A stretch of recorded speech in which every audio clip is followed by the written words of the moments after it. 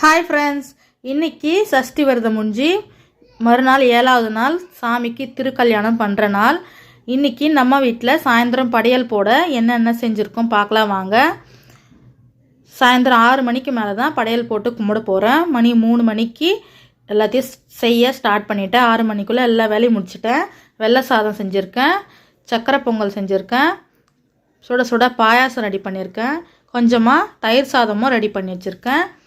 இங்கே உளுந்த வடை செஞ்சுருக்கேன். இது வெங்காயம் போட்ட வடை. வாழைக்காய் பொரியல் பண்ணி வச்சுருக்கேன். ரசம், பருப்பு ரசம் வச்சுருக்கேன். இது கூடவே பசங்களுக்காக வெங்காயம் போடாத வடை செஞ்சுருக்கேன். பசங்க வெங்காயம் போட்டால் சாப்பிட மாட்டாங்க. மாங்காய் முருங்காய் சாம்பார் செஞ்சு வச்சுருக்கேன்.